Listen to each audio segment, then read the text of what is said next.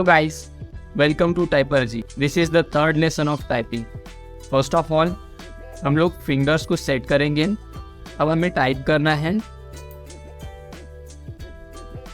A W E R Q F in space semicolon O I U P J semicolon space A W E R Q F in space semicolon O I U P J semicolon space A W E R Q F in space semicolon O I U P J semicolon space.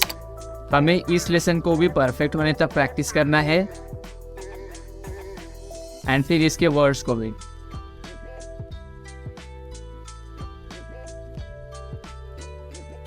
हमें keyboard पर कोई भी finger से कौन सी भी की press करने के बाद फिंगर्स को उसी पोजीशन पे वापस लाना है जैसे कि हम फिंगर्स को रखते हैं.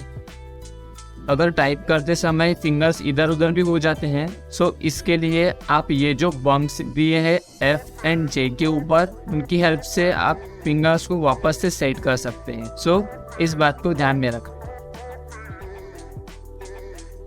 सो guys, keep practising and thanks for watching.